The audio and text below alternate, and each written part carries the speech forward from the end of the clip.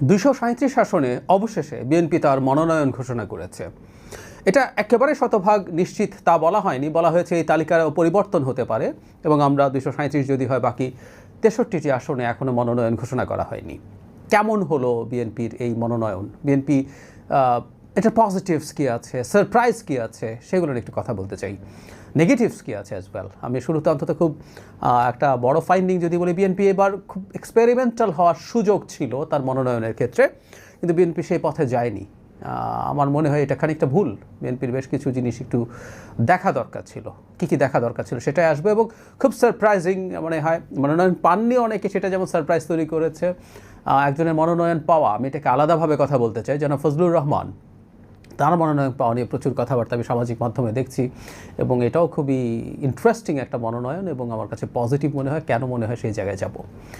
আগে পজিটিভ যদি বলি, বিএনপির কৌশলটা আমরা একটু বোঝার চেষ্টা করি। বেগম খালেদা জিয়া 3টা আসনে নির্বাচন করতে যাচ্ছেন।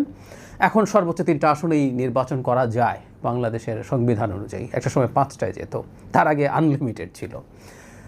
যাই হোক, তো সেটার ক্ষেত্রে বেগম খালেদা জিয়ার একটা তথ্য আমরা হয়তো অনেকে জানি না, সেটা হলো একাধিক আসনে নির্বাচন করে যেবার তিনি যে কটা আসনে নির্বাচন করেছেন প্রত্যেকবার তিনি ঠিক ততটিতেই জিতেছেন। এটা শেখ হাসিনার ক্ষেত্রে হয়নি, তিনি বহুবার হেরেছেন। 91 সালে তিনি 3টা আসনে নির্বাচন করে, আমার যতদূর মনে পড়ে, দুটোতেই হেরেছেন। তার গোপালগঞ্জ বাড়িতে যে সিট সেটাই জিততে পেরেছিলেন। যাই হোক, বেগম জিয়ার বিএনপির কৌশল আমরা দেখতে পাচ্ছি, বেগম জিয়াকে খুবই ফোরফ্রন্টে রাখা হচ্ছে। আমরা জানি বেগম জিয়া বেশ অসুস্থ আছেন। এই অসুস্থতার মধ্যেও তার নির্বাচন করা আসলে কোনো ব্যাপার না। শুধু 3টা না, 10টা 15টা বা 20টা সিটও যদি নমিনেশনের স্কোপ থাকতো, দেয়া হলে তিনি সেখানে জিতে আসতেন, কারণ তিনি একটা গুরুত্বপূর্ণ ব্র্যান্ডে পরিণত হয়েছেন বাংলাদেশে। বেগম খালেদা জিয়া মানুষ, তিনি তার দেশ শাসনের সময় ভুলভ্রান্তি আছে, তার ভুল করেছেন, কোনো সন্দেহ নেই। কিন্তু শেখ হাসিনার যে পুরো এন্টায়ার সময়টাতে তিনি তার নিজের জীবনের ঝুঁকি নিয়ে এর বিরুদ্ধে লড়াই করেছেন। আমি প্রায় বলি কথাটা, আমরা অনেকে এই জিনিসগুলো ঠিক এভাবে তলিয়ে দেখি না। 2018 সালের নির্বাচনের আগেও তার সাথে সমঝোতার আলাপ হয়েছিল। তারা যদি ছাড়টার দিয়ে নির্বাচন করতো, বেশ কিছু সিট দিত, দিয়ে বেগম খালেদা জিয়াকে মুক্তি দিয়ে তিনি শান্তিতে তার একমাত্র পুত্র যিনি বেঁচে আছেন তারেক রহমান এবং তার পরিবারের সাথে তার জীবনের এই দিনগুলো কাটাতে পারতেন। তার এক সন্তানকে তিনি হারিয়েছেন, তিনি সেটা নেননি। তিনি থেকেছেন দেশে, মাটি কামড়ে পড়ে থেকেছেন। তার অপসীম যে নেতৃত্ব, তার মানসিকতা, সেটা আমাদের এই লড়াইকে শক্তি জুগিয়েছে। সো বিএনপি বেগম খালেদা জিয়াকে সামনে রাখছে, এই ব্র্যান্ডিংটা ব্যবহার করার চেষ্টা করছে। এটা একটা গুড মুভ। একই সাথে তিনি যদি এমপি হন, অনেকে ভাবছিল তিনি নির্বাচন করেন কি না, তিনি যদি এমপি হন, এই আলাপ কেউ কেউ করতে পারেন যে তিনি কিছুদিনের জন্য প্রাইম মিনিস্টার হবেন কি না, এই আলাপও তাহলে থাকলো আর কি, যদি প্রয়োজন হয় তাকে সেটা করা যেতে পারে। জনাব তারেক রহমান প্রথমবারের মতো নির্বাচন করছেন। তিনি এর আগেও নির্বাচন করার বয়সে অনেক আগে পৌঁছেছেন, কিন্তু তিনি সেটা করেননি কখনো। এই প্রথমবারের মতো করছেন এবং বাংলাদেশে সত্যিকার অর্থে ডিফ্যাক্টো নেতৃত্ব তার হাতে আছে এবং তিনি খুব চমৎকারভাবে তার নেতৃত্ব দিয়েছেন দূর থেকে। আমরা আশা করি নির্বাচনকে সামনে রেখে তিনি খুব দ্রুত দেশে আসবেন এবং সেটাকে তিনি তার নেতৃত্বে এই দলটা ভালোভাবে সঠিকভাবে নির্বাচনে কন্টিনিউ করতে পারবে। এছাড়া মনোনয়নের ক্ষেত্রে আমরা সোফার যা যা দেখেছি সেটা হলো এক ধরনের, যারা আগে থেকেই ছিলেন, বিভিন্ন সময়ে নির্বাচন করেছেন, খুব বেশি এক্সপেরিমেন্ট করতে যাওয়া হয়নি। কেন হয়নি সে জায়গায় আমি আসবো পরে। আমার যেটা অনুমান সেটার কথা বলছি। সারপ্রাইজিং অনেকগুলো নাম আছে যারা নমিনেশন পাননি। স্ট্যান্ডিং কমিটির মেম্বার্স আছেন এবং আমাদের অনেক পরিচিত মুখ আছেন যারা নমিনেশন পাবে বলে মনে হচ্ছিল, কিন্তু তারা শেষ পর্যন্ত পেয়ে ওঠেননি। আবার শেখ হাসিনার বিরুদ্ধে লড়াইয়ে খুবই কঠোর সংগ্রাম করা, আন্দোলন করা, ত্যাগ করা, এরকম বহু মানুষ, বহু না হলে অন্তত বেশ কয়েকজনের কথা বলতে পারি যারা নমিনেশন পাননি। আবার সেই অর্থে অ্যাক্টিভ ছিলেন না এমন মানুষজন পেয়েছেন। আমি খুব নাম ধরে আর এই আলোচনাগুলো এখন করতে যাচ্ছি না। এই হচ্ছে মোটা দাগে ব্যাপার। কিন্তু যে কথাটা আমি শুরুতে বলেছিলাম, আমি আবারও বলছি, আমি ফজলুর রহমানকে নিয়ে কথা বলবো আলাদাভাবে, এই ভিডিওর শেষের দিকে। এটা খুবই কিউরিয়াস এবং একটা ইন্টারেস্টিং মনোনয়ন হয়েছে। একটা দল যখন নমিনেশন দেয় তার অনেকগুলো হিসেব থাকে, কিন্তু আমি ধারণা করেছিলাম বা আমি আশা করেছিলাম এবার বিএনপি আসলে এক্সপেরিমেন্ট করার সুযোগ আছে। কেন আছে সেটা বলি। আমি কি চেয়েছিলাম সেটা তার আগে বলি। সেটা হচ্ছে বিএনপি তরুণদেরকে একটু বেশি প্রাধান্য এবার দেবে, এরকম একটা ধারণা আমার তৈরি হয়েছিল। কারণ এবার এই মুভমেন্টটা করেছে খুবই গুরুত্বপূর্ণভাবে সামনে থেকেছে জেনজি, এবং আমাদের ভোটারদের একটা বিরাট অংশ, সংখ্যাটা প্রায় 4 কোটি, যাদের বয়স বেশ কম। আমরা এমনি একটা হিসাব করি প্রায় সব সময় 2008 সালের নির্বাচনকে যদি আমরা মোটা দাগে একটা সুষ্ঠু নির্বাচন ধরি, এটা নিয়ে অনেক সমালোচনা আছে, এটা আসলে সুষ্ঠু নির্বাচন ছিল না, তারপরে তর্কের খাতিরে ধরলাম। সেবার সর্বনিম্ন বয়স 18-তে যিনি নির্বাচনে ভোট দিয়েছিলেন তার বয়স 35 হয়ে গেছে। তার মানে বাংলাদেশে 35 বছর এবং তার নিচের কোনো মানুষের একটা জাতীয় নির্বাচনে ভোট দেওয়ার অভিজ্ঞতা নেই। বাকি যা যা হয়েছে শেখ হাসিনার সময়গুলো নির্বাচন ছিল না।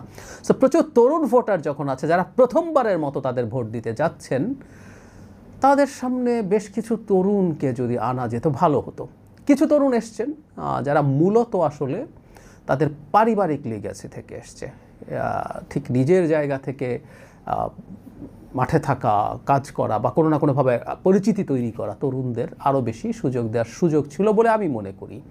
বা দলের বাইরেও কেউ কেউ আছেন যারা মানে যাদের ক্ষেত্রে পরিচিতি আছে, মানুষ চেনেন, জানেন, সুনাম আছে, এই ধরনের মানুষজন ক্যান্ডিডেট হতে পারতেন এবার। কারণ এবার বিএনপি কিছু পরাজয় অ্যাফোর্ড করতে পারত। আমি একটা উদাহরণ দিই, মানে বিএনপি কত সিট পেতে পারে অনেকে নানান কথাবার্তা বলেন। জামাতের ওই ছাত্র সংসদ নির্বাচন দেখে বলে ফেলেন যে জামাত অনেক ভালো কিছু করে ফেলবে, জামাতের সাথে ইসলামী দলগুলো যদি জোট হয়। এবং আমরা যে আলাপ করছি এটা হতেই পারে, সেটা হচ্ছে আওয়ামী লীগ তাদের একটা অংশকে মোটামুটি কনভিন্স করাতে পারবে জামাতকে ভোট দিতে। জামাতকে কেন ভোট দেওয়াতে পারে এইসব নিয়ে আলাপ করেছি, আজকে আর কথা বলছি না। অনেকে মনে করেন এই সব কিছু হলে তারা নির্বাচনে জিতে যেতে পারে। আমি আসলে কোনোভাবেই সেটা মনে করি না। জামাত এককভাবে বা তার সাথে ইসলামী দলগুলো যে জোট আছে সেটা যদি কার্যকরী হয়ে ওঠেও, সেই জোটের মধ্যে আলটিমেটলি কতটাই বা সিট যেতে পারে। মানে 25-30 সিট জামাত যদি পায়, 35, 40, 50, 60, মানে এটাকে 100 পর্যন্ত কি নেওয়া যায় সব কিছু একেবারে আমরা যদি দিবাস্বপ্নও দেখি। জামাতের ভোট বাড়বে এটা ফর শিওর, কারণ হচ্ছে জামাতের ভোট বাড়ছে এটা বুঝতে পারি। আমি বারবার এই কথাটা বলছি যে ভোট বাড়া আর সিট বাড়া একই না, এটা জামাতও বোঝে, এই জন্যই তারা লোয়ার হাউসেও প্রপোর্শনাল রিপ্রেজেন্টেশন চায়। ইভেন জামাতের ভোটের পার্সেন্টেজ যদি 20%-এও গিয়ে ঠেকে, তারপরও দেখা যাবে সে সিট আসলে প্রপোর্শনাল রিপ্রেজেন্টেশনে যে 60টা পাওয়া 60 পাওয়ার কথা সেটা সে পাবে না। এই কথাগুলো কেন বলছিলাম, বিএনপি এবার হার অ্যাফোর্ড করতে পারে। সে যদি তার যতগুলো সিট পাওয়ার কথা ছিল একেবারে কঠোর স্ক্রুটিনি করে দেওয়ার পর তার কাছ থেকে যদি সে 5, 10টা 15টা সিট হেরেও যেত, এবার তার নির্বাচনে বিপর্যয় হয়ে যেত না। কোনো একটা সময় হয় যখন আওয়ামী লীগ বিএনপি নির্বাচন আগে ছিল, তখন প্রতিটা সিট ম্যাটার করতো। এবার বিএনপি এই ধরনের কিছু এক্সপেরিমেন্ট করতেও পারতো, করলে তার ভবিষ্যতের কৌশলের জন্য ভালো হতো। যে একটা বেশ তরুণ একজনকে যদি দেই সে কেমন হয়, বা দলে আছেন কিন্তু দলে ঠিক অত অ্যাক্টিভ ছিলেন না, কিন্তু দলে অন্য না কোনোভাবে তিনি দলের মধ্যে পরিচিত, বা বাইরে থেকে কাউকে এড়ে দেওয়া, নানান রকম এক্সপেরিমেন্ট করার সুযোগ এবার ছিল। বিএনপি এই সুযোগটা গ্রহণ করেনি। কেন করেনি সেটারও একটা ধারণা আসলে করা যেতে পারে। সেটা হচ্ছে এই 3টা নির্বাচন তো হয়নি, ফলে প্রচুর নেতাকর্মী জমে গেছেন যারা নির্বাচন করতে চান। এটা হলো মনে হয় মেজর কারণ। আমি একটা হিসাব করে দেখেছি এরকম, 2008 সালের কথা বললাম, সেই নির্বাচনটাকে যদি আমরা মোটা দাগে সুষ্ঠু নির্বাচন ধরি, 8 সালে যে নমিনেশন পান নাই কোনো নেতা ধরে নিলাম, তার বয়স অ্যারাউন্ড 60। বাংলাদেশের রাজনীতিতে খুব বেশি বয়স না। 60 বছরের একজন নেতা যিনি 8 সালে নির্বাচনে প্রার্থী হতে পারেননি, চেয়েছিলেন, এই পুরো শেখ হাসিনা রেজিমের পর 17 বছর পর তার বয়স 77 বছর 78 বছর হয়ে গেছে। ফলে সম্ভবত বা হয়তো অনেকের ক্ষেত্রে এটা শেষবারের মতো নির্বাচন করার ব্যাপার, ফলে মারাত্মক চাপ আছে, এটা আমি বুঝতে পারি। সেই কারণেই সম্ভবত শেষ পর্যন্ত কোনো এক্সপেরিমেন্ট করার সুযোগ হয়তো নাও হয়ে উঠতে পারে। কিন্তু তারপরও মানে আমি জানি এই জায়গাটা খুবই জটিল। আবার কিছু মানুষের কথা বললাম যারা খুব বেশি ফোকাসে ছিলেন না শেখ হাসিনার সময়, দেশের বাইরে পুরোটা সময় ছিলেন, এমন মানুষজনও মনোনয়ন পেয়েছেন। একটা দল যখন নির্বাচন করে এবং বিশেষ করে যে দলটা সরকার গঠন করার মতো সম্ভাবনা থাকে, তাকে অনেক কিছু হিসেব করতে হয়, দেশের অভ্যন্তরে দেশের বাইরের সব হিসেব নিকেশ একত্র করে আসলে তাকে সিদ্ধান্ত নিতে হয়। সেই বিবেচনায় যদি বলি, সেগুলো নিশ্চয়ই এখানে কাউন্টেড হয়েছে। মোটা দাগে বলবো মানে খুব সারপ্রাইজ কিছু না, বিএনপির সুযোগ ছিল অন্তত কিছু সারপ্রাইজ তৈরি করার, বিএনপি সেটা না করার সিদ্ধান্ত নিয়েছে। এটা তাদের জায়গা থেকে সিদ্ধান্ত। যারা ফজলুর রহমানের কথা বলছি, ফজলুর রহমান সাহেবের যে মনোনয়ন সেটা নিয়ে উনি রীতিমতো শোকজ পেয়েছিলেন দল থেকে। সত্যি বলতে যেন ফজলুর রহমানের বক্তব্য আমার মাঝে মাঝে মনে হয়েছে উনি আসলে একটু লাগাম ছাড়াচ্ছেন এবং দলের উচিত ছিল তাকে বহু আগে সতর্ক করা, এটা আমি মনে করি। বিশেষ করে আওয়ামী লীগ প্রশ্নে, মুক্তিযুদ্ধ প্রশ্নে ওনার বক্তব্যের সাথে আমি একেবারেই একমত, যেটা নিয়ে অনেক সমালোচনা তৈরি হয়েছে। কিন্তু আওয়ামী লীগ প্রশ্নে তিনি আওয়ামী লীগকে দল হিসেবেও এক ধরনের ছাড় দিয়ে কথা বলছিলেন, যেটা বিএনপির মধ্য থেকে কারো বলা পলিটিক্যালি ওয়াজ ভেরি ইনকারেক্ট। এটা করেছেন উনি। তার পরবর্তীতে যাই হোক, এখন তার মনোনয়ন দিয়ে বিএনপি আসলে কিছু বার্তা দিতে চেয়েছে আমার কাছে মনে হয়। এই বার্তাগুলো আমি একটু বলি। প্রথমত, বিএনপির মধ্যে থেকে বিএনপির যে পার্টির পারসেপশন তার বাইরে গিয়ে কথা বলা একজন মানুষকে বিএনপির মনোনয়ন দিল। বিএনপি তার ভিন্ন মতকে অ্যাকোমোডেট করছে, এই বার্তাটা বিএনপি দিতে পারলো। ইটস এ গুড মেসেজ যে আমি আমার এই ধরনের মানুষজনকে আমি অ্যাকোমোডেট করি, তাকে তার প্রতি অসন্তুষ্ট হয়ে তাকে শোকজ দেওয়ার পরও তাকে আমি নমিনেশন দিই। এটা একটা গুরুত্বপূর্ণ বার্তা। অ্যাট দ্য সেম টাইম আমার কাছে আরও বেশি গুরুত্বপূর্ণ মনে হয় সেটা হচ্ছে জনাব ফজলুর রহমান একটা গুরুত্বপূর্ণ অস্ত্রে পরিণত হবেন ভবিষ্যতে বিএনপির জন্য, মুক্তিযুদ্ধের বয়ানকে সামনে আনতে। আমরা খেয়াল করব জামাতের লোকজন এবং জামাতের সাথে অ্যালাইন্ড দেশি বিদেশি ইনফ্লুয়েন্সাররা মুক্তিযুদ্ধ ইজ ডেড, এই ইস্যুটা ডেড হয়ে গেছে, কেউ মুক্তিযুদ্ধের কথা বললেই সে ভারতীয় বা আওয়ামী লীগ হয়ে যাবে, এই ধরনের মেসেজ দেওয়ার চেষ্টা করেন। এটা আসলে তাদের ভীতির কারণ। মুক্তিযুদ্ধ আওয়ামী লীগের চলে যাওয়ার সাথে মরে গেলে জামাতের সুবিধা হতো। ওই সময়কার তাদের যাবতীয় কথাবার্তা, তাদের যা যা কাজটা ছিল, এই কথাবার্তাগুলো তাদেরকে ভীত করে তোলে। মুক্তিযুদ্ধ ডেড ইস্যু হলে ডাকসু নির্বাচনে এত জয়ের পর রায়ের বাজার গিয়ে ডাকসুর প্রতিনিধিরা যারা নির্বাচিত হয়েছেন তারা গিয়ে ওখানে দোয়া করতেন না মুক্তিযোদ্ধাদের জন্য। এখনও আকারে ইঙ্গিতে যদি কিন্তু দিয়ে ডাক্তার শফিক ক্ষমা চাইতেন না, ক্ষমা চাওয়ার ভান অ্যাটলিস্ট করতেন না। ক্ষমা চান নাই, ভান করেছেন, এই ভানটুকুও করতেন না। আমরা প্রায় একটা কথা বলি, বহুবার আমি বলেছি, মুক্তিযুদ্ধের ইতিহাসের আওয়ামীকরণের বিরুদ্ধে আমরা। এটা হলো খুব সিরিয়াস ব্যাপার। আওয়ামী ইতিহাস আমরা নেই না। আওয়ামী লীগের সময় কথা বলেছি, যারা আজকে এগুলো বলেন তারা আগের ওগুলো একটু মনে রাখতে পারলে ভালো হতো। কিন্তু মুক্তিযুদ্ধ আছে এবং এই মুক্তিযুদ্ধে বিএনপির গৌরবোজ্জ্বল ভূমিকা আছে। তাদের দলের প্রধান প্রতিষ্ঠাতা যিনি প্রধান, এবং উনি মুক্তিযুদ্ধের আমাদের স্বাধীনতার ঘোষক, সেক্টর কমান্ডার, জেড ফোর্সের কমান্ডার। সো এবং শুধু সেটা না, বিএনপির প্রতিষ্ঠাতাদের মধ্যে বিরাট সংখ্যক মুক্তিযোদ্ধা ছিলেন, এখনও প্রচুর মুক্তিযোদ্ধা বিএনপিতে আছেন। সো বিএনপি মুক্তিযুদ্ধের ন্যারেটিভ মাঠে আনবে এবং সেই জায়গায় জনাব ফজলুর রহমান সবচেয়ে ভালো চয়েসগুলোর একটা। উনি মুক্তিযোদ্ধা, উনি প্যাশনেট, উনি ইমোশনাল এবং প্যাশনেটলি অনেক কথা বলেন।